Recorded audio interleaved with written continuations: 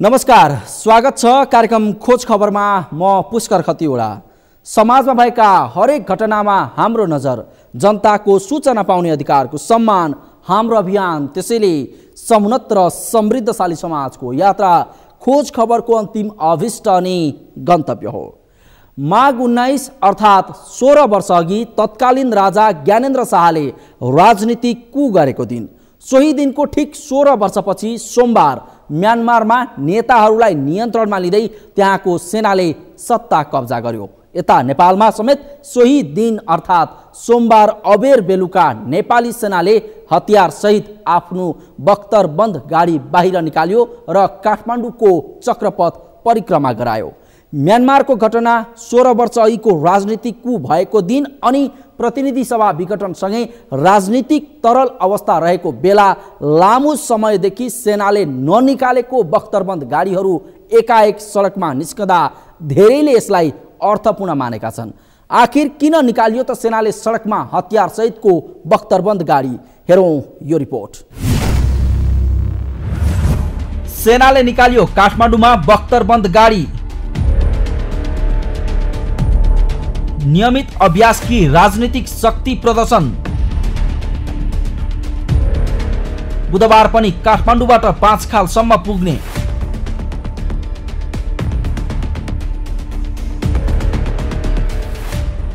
नेपाली सेनाले सोमबार राति 10 बजे काठमाडौँको सडकमा आफ्ना बख्तरबन्द गाडीहरूलाई निकालेको छ।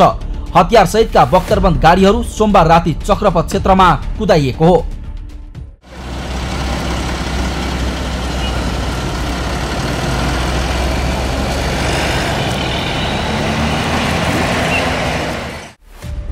सोमबार बिहानै म्यानमारमा सेनाले सत्ता कब्जा गरेको समाचार अनि 2061 माघ 19 मा तत्कालीन राजा ज्ञानेन्द्रले चालेको निरङ्कुश कदमको 16 वर्ष पुगेकै दिन सेनाले आफ्ना बख्तरबन्द गाडीहरू हतियार सहित काठमाडौँको सडकमा गुडायो। तत्कालीन राजा ज्ञानेन्द्रले राजनीतिक कू गरेको 16 वर्ष पुगेकै दिन सडकमा सेनाको बख्तरबन्द गाडी निस्किँदा कसैले त्यही निरङ्कुशता बल्झिने आशंका गरे भने कतिले यसलाई संयोग मात्र मानेका छन्। म्यानमारमा सेनाले नेताहरूलाई नियन्त्रणमा लिई सत्ता कब्जा गर्नु, टेलिफोन र विद्युत समेत काटिनु र सोही दिन नेपालमा लामो समयपछि सेनाको बख्तरबन्द गाडी सडकमा निकालिनु। त्यति मात्र होइन, सोमबार अबेर बेलुकी नेपाली सेनाका बख्तरबन्द गाडीले काठमाडौँको चक्रपथ परिक्रमा समेत गरे।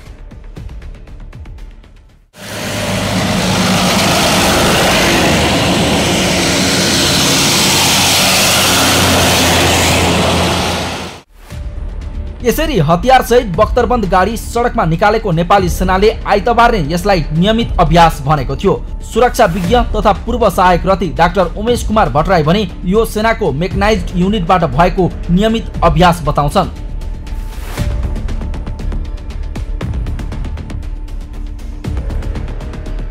यो चाहिँ नि के भन्दाखेरि मेकनाइज्ड फोर्स भन्छौँ हामी, हैन? अब कुनै पनि फोर्सलाई अभ्यास नभइकन हुँदैन, पूर्वाभ्यास नभइकन हुँदैन।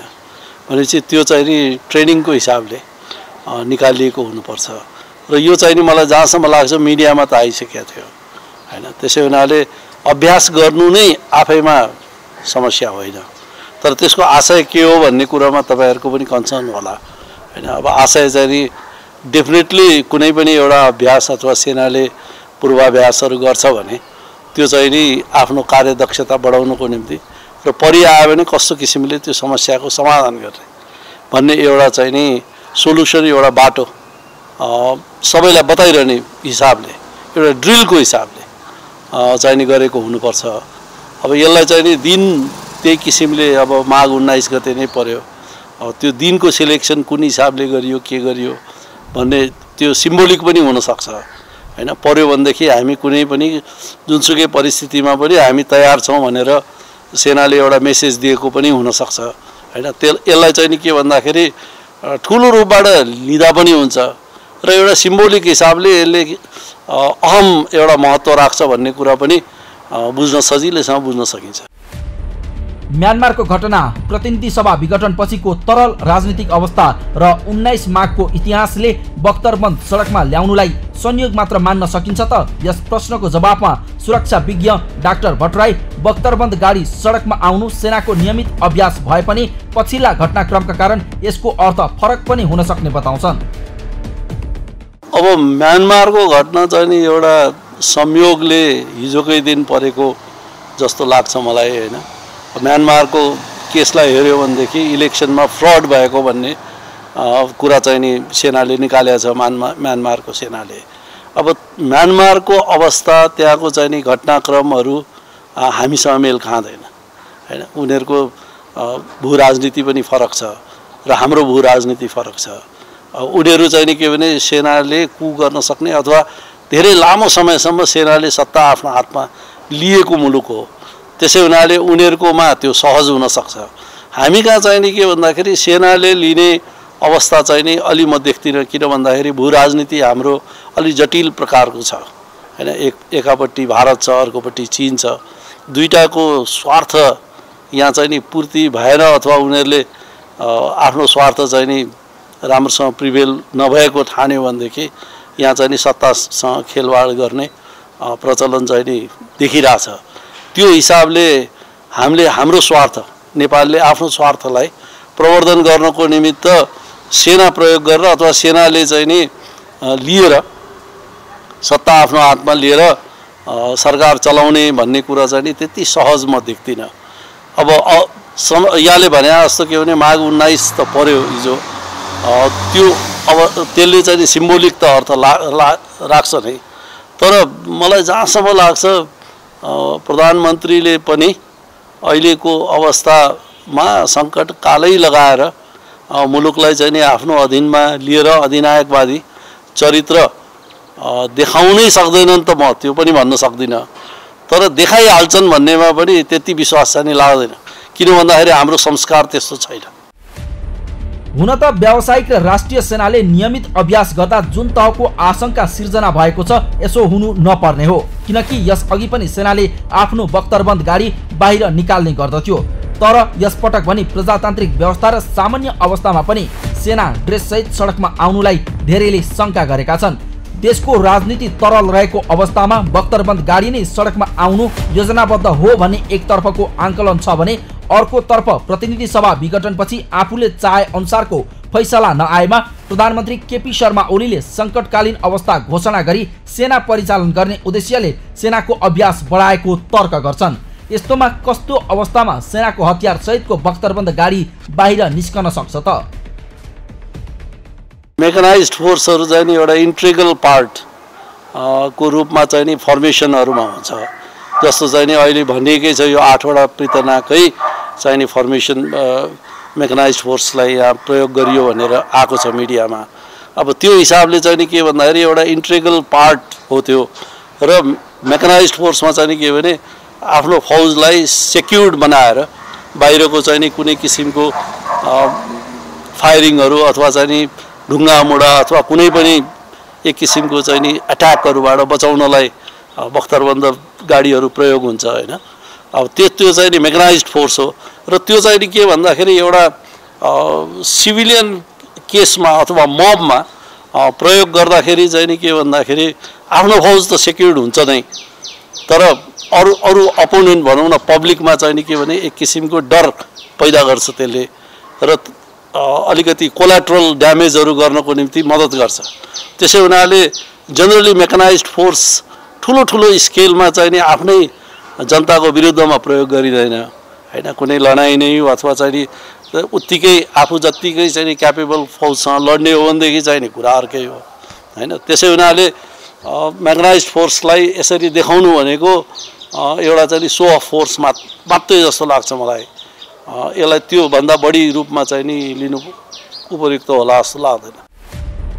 माघ 19 को अबेर राति बख्तरबन्द गाडीबाट चक्रपथ परिक्रमा गरेको नेपाली सेनाले बुधबार पनि देशका विभिन्न स्थानमा बख्तरबन्द गाडीको अभ्यास गर्ने भएको छ। सेनाले बुधबार काठमाडौँबाट काभ्रेको 5 खालसम्म बख्तरबन्दको अभ्यास गर्दैछ।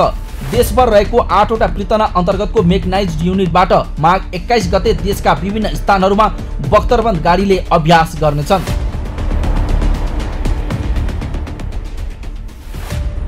माघ 21 गते बिहान 5 बजे सीतापाइलाबाट बख्तरबन्द गाडीहरू काभ्रेको 5 खाल प्रस्थान गर्ने र राति 8 बजे काठमाडौँ फर्किने कार्यक्रम तय गरिएको छ। ट्राफिक व्यवस्थापनमा बाधा नपुगोस् भनेर यो समय रोजिएको नेपाली सेनाका प्रवक्ता सन्तोष बल्लभ पौडेलले जानकारी दिएका छन्।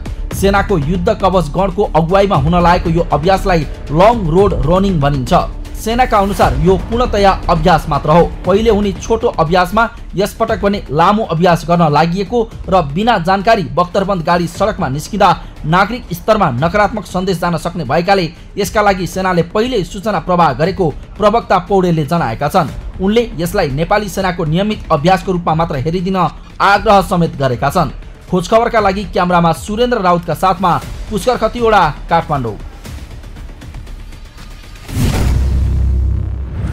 हो, नेपाली सेनाले लामो समयदेखि बख्तरबन्द गाडी सडकमा निकालेको थिएन, तर 81 माघ 19 गतेको अबेर राति काठमाडौँको चक्रपथमा बख्तरबन्द गाडीको लस्कर देखेपछि चासो र चर्चा सुरु भएको छ। नेपाली सेनाले भने यसलाई नियमित अभ्यास भनेको छ। कार्यक्रममा एकैछिन ब्रेकपछि तनहुँको बुद्ध सिंह मोटर मार्गको अवस्थाबारे थप प्रसङ्ग लिएर उपस्थित हुनेछौँ। हेर्दै गर्नुहोला।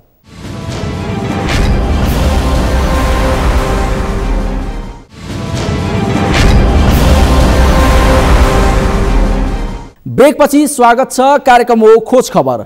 विकास भन्ने बित्तिकै कुनै पनि क्षेत्रमा हुने सडक, खानेपानी र विद्युत मुख्य मानिन्छन्। कुनै पनि क्षेत्रको पूर्वाधार विकासमा सडक महत्त्वपूर्ण हुन्छ। त्यसैले नेपालमा हरेक चुनावमा नेताहरूले आफ्नो क्षेत्रको मतदातालाई लोभ्याउन त्यस क्षेत्रको सडक पूर्वाधारको विकास गर्ने आश्वासन दिने गरेका छन्। यस्तोमा पटक पटक नेताको भाषणमा परेको तर कहिल्यै कालोपत्रे हुन नसकेको सडक हो तनहुँको बुद्ध सिंह मोटर मार्ग, जसलाई हरेक पटक भोट माग्न जाँदा नेताले कालोपत्रे गर्ने आश्वासन दिए, तर विडम्बना बुद्ध सिंह मोटर मार्ग भनी नेताको आश्वासनमा झैँ कहिल्यै कालोपत्रे हुन सकेन, जसका कारण आजसम्म उक्त सडकको अवस्था दयनीय बनेको छ। हेरौँ अर्को रिपोर्ट। तनहुँको बुद्ध सिंह मोटर मार्ग कालोपत्रे हुन सकेन। नेताको भाषणमा कालोपत्रे तर अवस्था दयनीय। सडक खण्डका पुल पनि 15 वर्षदेखि अलपत्र।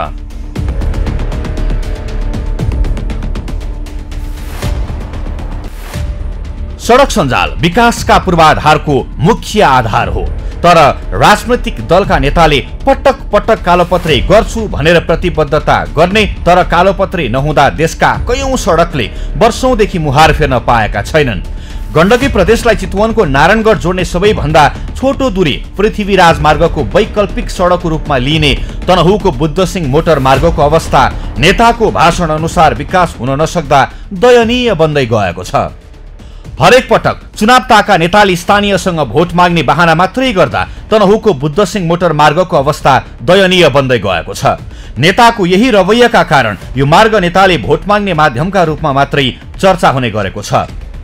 स्थानीयकै सक्रियतामा 2051 सालमा उपभोक्ता समिति खडा गरी दमौली घुमाउने सडकको ट्र्याक खन्ने काम सुरु भएको तनहुँको बुद्ध सिंह मोटर मार्ग वर्षेनी कालोपत्रे गर्ने भनेर राजनैतिक दलका नेताले प्रतिबद्धता गरे पनि काम सुरु भएको छैन। गण्डकी प्रदेशलाई चितवनको नारायणगढ जोड्ने सबैभन्दा छोटो दूरी र पृथ्वी राजमार्गको वैकल्पिक सडकको रूपमा लिएको यो मार्ग बर्खामा हिलो र हिउँदमा धुलोका कारण स्थानीय भने शास्ति भोग्न बाध्य छन्। जुन विकास भएको भए धेरै सजिलो हुन्थ्यो हरेक चिजमा, होइन, ढुवानीदेखि लिएर अब हरेक चिजमा जनताको लागि गर्नुपर्ने सामान यताउतिदेखि प्रसार प्रसारदेखि लिएर हरेक चिजमा राम्रो हुन्थ्यो।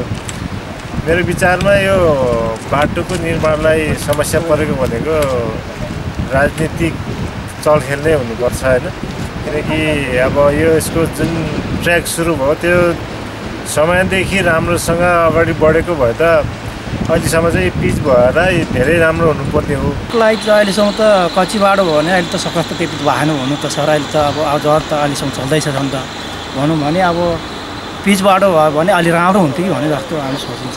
समस्या धेरै झेलिरहेको छ यहाँ पाखाहरूको। अब अहिले यो बाटो खुल्यो होइन, ट्र्याक खुल्यो त अब यहाँदेखि अब खल्टेसम्म बाटो यो बाटो पुग्दै नाजु हुँदै गोमन्तल दुबुङ हुँदै मौरी बस्तीदेखि लिएर के अरे घाम पानीसम्म जोडेको छ यो राजमार्गको। यहाँ चाहिँ नि गाडी पुगेको 2064 साल असार 14 गते पहिलो पटक गाडी आएको थियो। पहिला पटक यहाँ मान्छेले खनेर आएको हो। योभन्दा पहिला कोइजुम घाट भन्ने यहाँबाट 7 किलोमिटर अगाडि पर्छ।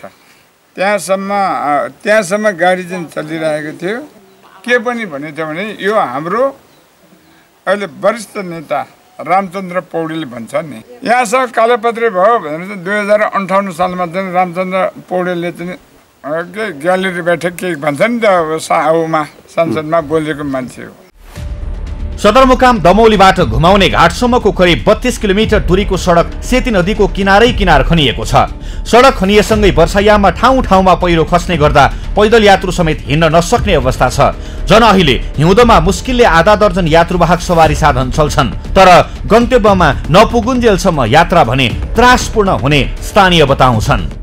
बनाउनु त भनेको खोइ अहिलेसम्म बनाएन के रे।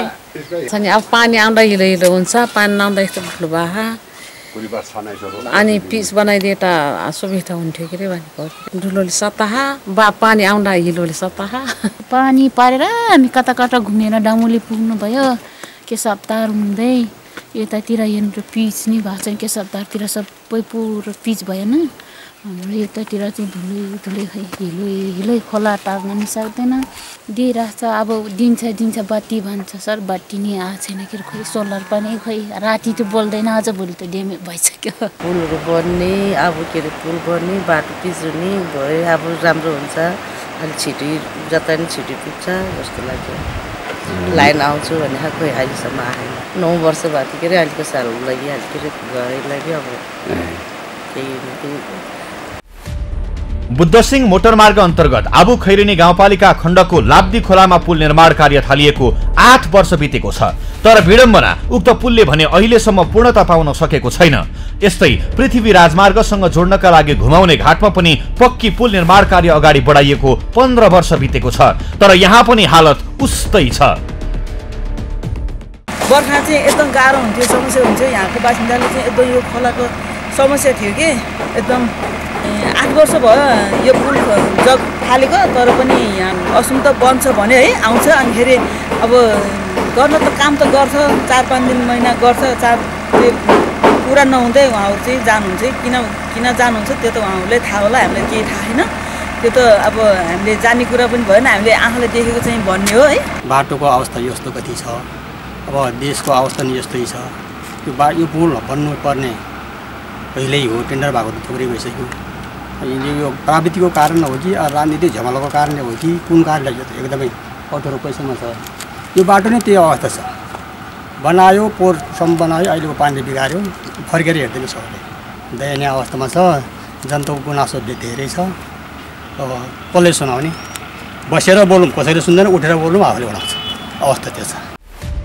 पोखरा डुम्रे आबु खैरेनी मुगलिङ हुँदै नारायणगढ जानुभन्दा दमौलीबाट बुद्धसिंह मार्ग हुँदै घुमाउने निस्किएर नारायणगढ पुग्न करिब 23 किलोमिटर दूरी छोटो पर्छ। तर यो मार्गको न त समयमा स्तरोन्नति हुन गरेको छ, न त पक्की पुलै निर्माण भएको छ। निर्माणको जिम्मा लिएको कम्पनीले पुलको डिजाइन परिवर्तन र मुगलिङ नारायणगढ सडक आयोजनाको अवरोधका कारण काममा ढिलाइ भएको बताउँदै आएको छ। तर नेताको भाषणमा पर्ने सडकको कालोपत्रे र पुल निर्माण समयमा पूरा नहुँदा कहिलेसम्म तनहुका जनताले शास्ति भोग्न पर्ने हो यसको टुङ्गो छैन। खोज खबरका लागि तनहुबाट नारायण खड्काको रिपोर्ट। हो, पोखरा डुम्रे आबु खैरेनी मुगलिन हुँदै नारायणगढ जानुभन्दा दमौलीबाट बुद्धसिंह मार्ग हुँदै घुमाउनीबाट नारायणगढ पुग्ने दूरी 23 किलोमिटर छोटो छ। तर अहिलेसम्म यो मार्गको न त स्तर उन्नति भएको छ, न त पक्की पुल नै समयमा निर्माण भएका छन्। यस्तोमा हरेक चुनावमा स्थानीय नेताको आश्वासनमा पर्ने तर कालोपत्रे हुन नसकेको यस मोटर मार्ग दयनीय अवस्थामा पुगेको छ। सडकको अवस्थाका कारण स्थानीयहरू वर्षामा हिलो र हिउँदमा धुलो खप्न बाध्य छन्। आखिर कहिलेसम्म यस मार्गले चुनाव ताकाको नेताको भाषणबाट निस्किएर कालोपत्रे हुन पाउने हो? यो तनहुका जनताको आम प्रश्न बनेको छ। हवस् त आजका लागि कार्यक्रम खोज खबर यति नै। कार्यक्रम खोज खबरका विषयमा कुनै प्रतिक्रिया छन् भने हामीलाई खोजखबर@sagarmatha.tv मा इमेल गर्न सक्नुहुन्छ अथवा फोन नम्बर 01576074 मा फोन पनि गर्न सक्नुहुन्छ। लुकेका र लुकाएका खबर निरन्तर जारी छ। नेपालको पहिलो न्युज च्यानल सगरमाथा टेलिभिजन हेर्दै गर्नुहोला। नमस्कार।